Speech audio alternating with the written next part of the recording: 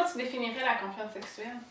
Ben, la confiance, en fait, c'est la capacité à s'affirmer, dans le fond. Ouais. Donc, dans la confiance sexuelle, c'est la capacité à s'affirmer dans qui nous sommes, dans nos désirs, de prendre sa place, d'être dans son corps positivement. Oui.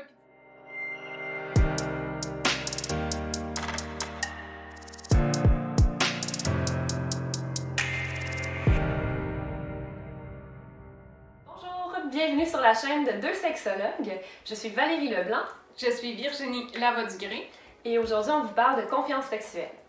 Donc, en fait, la confiance sexuelle, c'est un élément important dans notre expérience, dans notre manière de vivre notre sexualité. Et c'est pour ça qu'on a envie d'en parler avec vous et de vous donner quelques exemples de ces impacts-là et de peut-être comment un peu là, travailler sur ce thème-là. Oui, en fait, quand on parle de confiance sexuelle, ben ça a certainement des impacts au niveau de notre façon d'être dans notre vie sexuelle.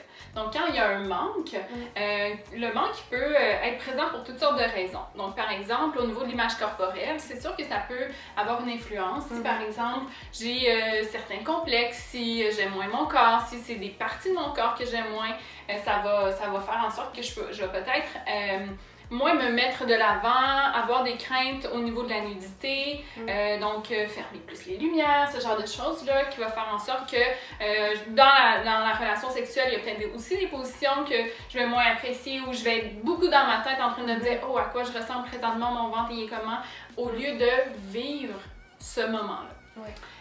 Donc, un autre élément aussi qui a un impact au niveau de la confiance, c'est si j'ai l'impression que j'ai moins d'habileté que mon partenaire ou ma partenaire. Donc, que j'ai eu moins d'expérience, que j'ai été en relation pendant une longue période et donc après ça, ben c'est un renouveau de vivre ça avec quelqu'un. Puis si je juge que la personne, par exemple, elle a eu plusieurs partenaires avant moi, puis que je la mets un petit peu, je mets ses capacités au-dessus des miennes, bien ça va certainement avoir un impact au niveau de ma confiance à oser des choses dans la sexualité, à oser proposer ou voilà, tout simplement être et faire. Ouais. Mais en fait, dans ce moment-là, c'est souvent parce qu'on va faire un peu de la comparaison. En fait, de la comparaison souvent avec des personnes qu'on n'a pas connues. On a l'impression que les autres partenaires avant étaient peut-être meilleurs ou plus en confiance. Donc, nous, on va se restreindre dans nos propres comportements. Et ça, c'est dommage parce que dans un premier temps, premièrement, on ne sait pas comment c'était vraiment, c'est des perceptions. Et puis, deuxièmement, chaque personne va apporter quelque chose de différent, d'intéressant. L'idée, c'est d'être peut-être, quand vous avez justement ce manque de confiance basé sur une impression de j'ai moins d'expérience ou les autres avant étaient meilleurs, de se ramener à moi, qu'est-ce que je peux donner à cette personne-là? Puis comment je peux vivre quelque chose d'intéressant avec cette personne-là? Donc, ce que je veux dire aussi, c'est que ce n'est pas une question, quand on parle d'habileté, justement, c'est pas une question nécessairement de technique ou une question de les choses doivent être faites exactement comme ceci pour être jugées positif ou bon. C'est vraiment une question d'expérience interpersonnelle avec l'autre personne et ça, chaque personne va vivre quelque chose de différent. On ne peut pas être pareil avec notre ex qu'avec la nouvelle personne avec qui nous sommes.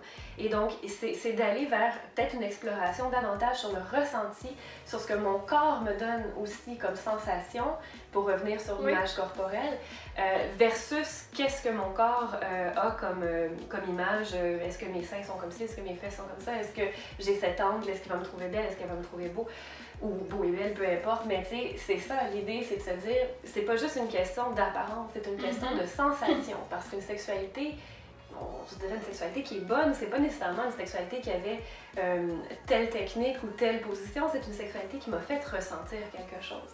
Donc, ce qui est vraiment important de se rappeler aussi, c'est que si on s'est choisi pour faire l'amour, c'est probablement qu'à la base, on se trouve quand même intéressant physiquement à regarder. C'est un bon point. Et on est souvent plus difficile envers nous-mêmes que là où la partenaire va l'être avec nous. Oui. Donc, c'est ça. Oui. Ben, en fait, j'ajoutais dans les choses qu'on peut faire quand tout ça nous habite. Tu sais, si on reste au niveau de l'image, puis tout ça, des habiletés, ben les habiletés, t'en as parlé, mais aussi au niveau de l'image, c'est d'y aller tranquillement. Tu sais, c'est pas nécessaire, là, je reprends l'exemple là, facile un peu de la lumière, là. Mais c'est pas, je suis pas obligée, si je fais l'amour dans le noir, de dire demain matin, je le fais avec les gros néons.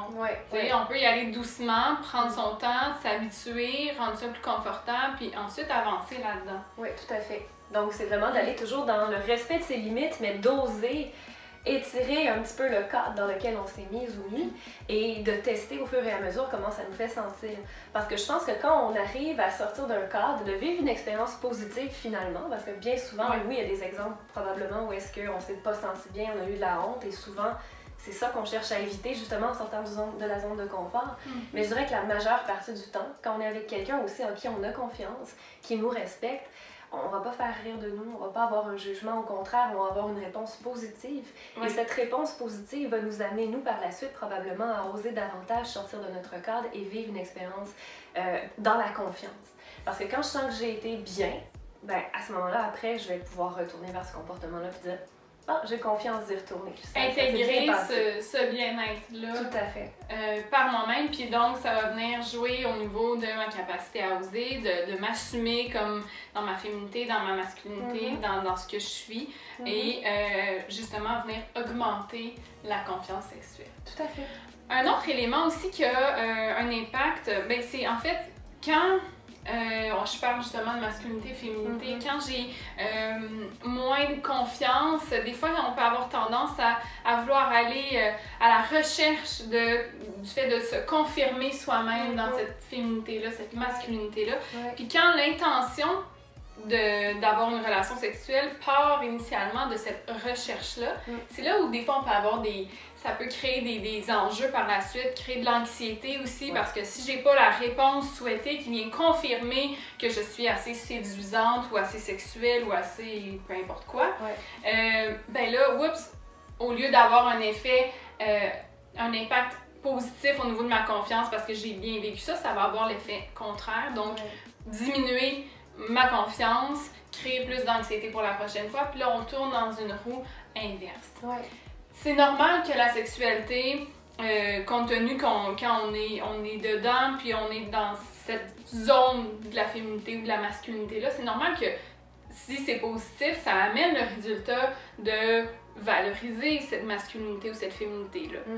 Mais l'idée, c'est plutôt de dire, ben, il faut que je fasse attention à ce que ça ne devienne pas l'intention derrière l'action, derrière le fait d'entamer une relation sexuelle. Donc, je ne veux pas faire l'amour pour me sentir femme ou pour me faire valider comme femme, ni faire l'amour pour que je me sente masculin.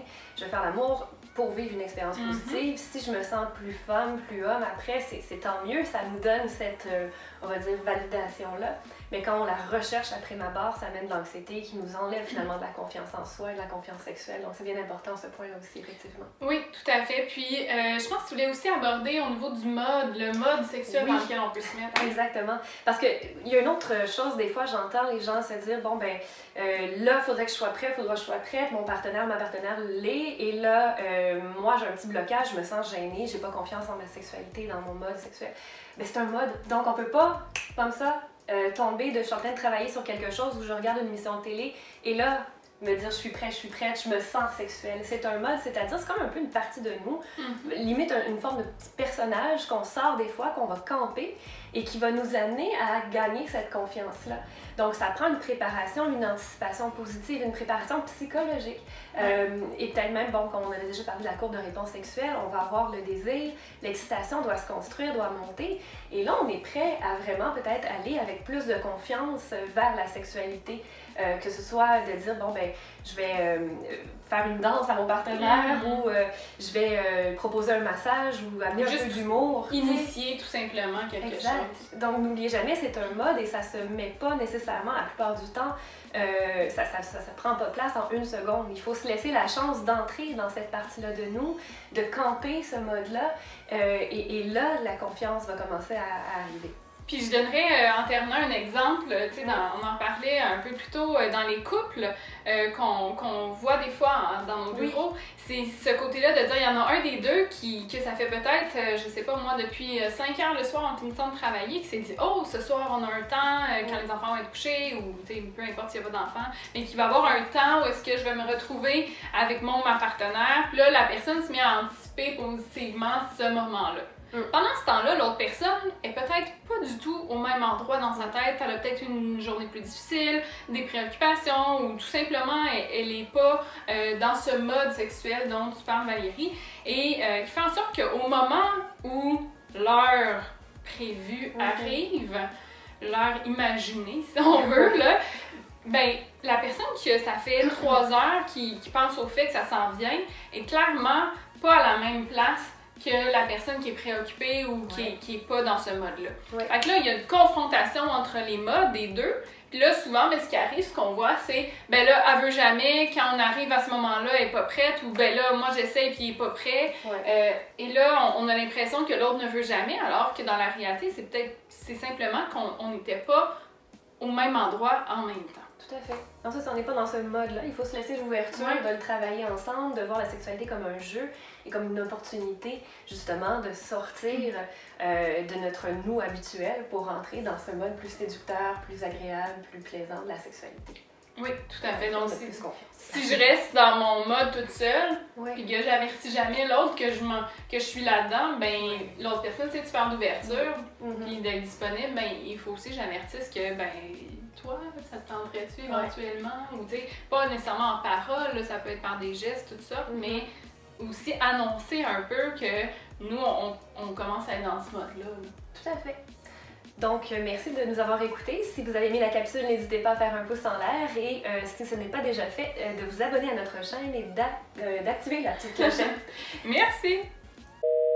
Ok, on va faire une chanson. Il faut s'affirmer, il faut s'assumer. La confiance en soi, c'est important! Wouh!